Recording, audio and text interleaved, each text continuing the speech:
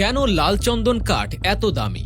এই কাঠ শুধু একটি কাঠ না, এটা এক ধরনের স্বর্ণের চেয়েও মূল্যবান জিনিস।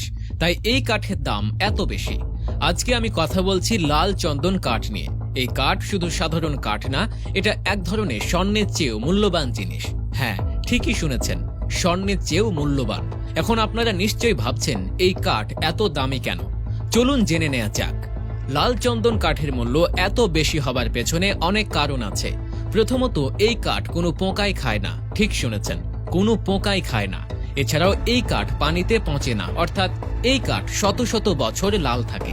এই কাঠের রং কৃত্রিমভাবে লাগানোর দরকার পড়ে না, কারণ এই কাঠের নিজস্ব রং এতটাই সৌন্দর্য, এটাকে আর রং লাগানোর দরকারই পড়ে না।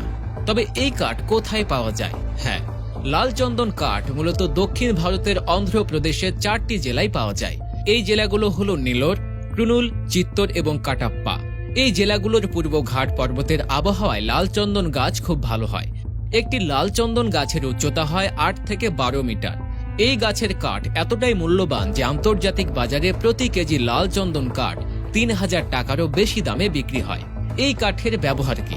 লাল চন্দন কাঠের ব্যবহার এতটাই ব্যাপক যে এটাকে এক ধরনের আয়ুর্বেদিক ঔষধ বলা হয়। এই কাঠ ঔষধ, ডায়রিয়া ইত্যাদি সহ বেশ কিছু রোগের চিকিৎসায় ব্যবহার হয়।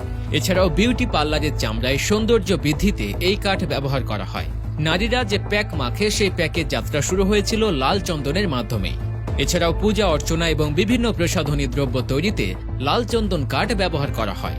এই কাঠ এত দামি হওয়ার পেছনে আর কি কোনো কারণ আছে? এই কাঠ এত দামি হওয়ার পেছনে আরো অনেক কারণ আছে। প্রথমত, এই কাঠ ভারতে কাটা কঠোরভাবে নিষিদ্ধ, কারণ এই কাঠ এতটাই মূল্যবান যে এটাকে আইনের চোখে ফাঁকি দিয়ে পাচার করা হয়। শুধু তাই নয়, লাল চন্দন গাছ পাহারা দেওয়ার জন্য ভারতে আলাদা আলাদা ফোর্স আছে। ঠিকই শুনেছেন, আলাদা ফোর্স।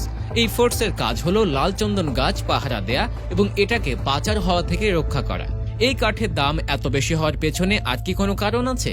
এই কাঠের দাম এত বেশি হওয়ার পেছনে আরো অনেক কারণ আছে। প্রথমত, এই কাঠের চাহিদা এতটাই বেশি যে এটাকে আন্তর্জাতিক বাজারে বিক্রি করা হয়।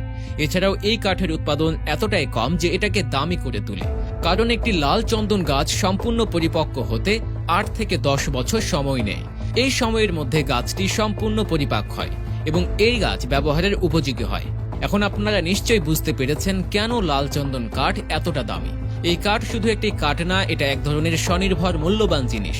তাই এই কাঠের দাম এত বেশি।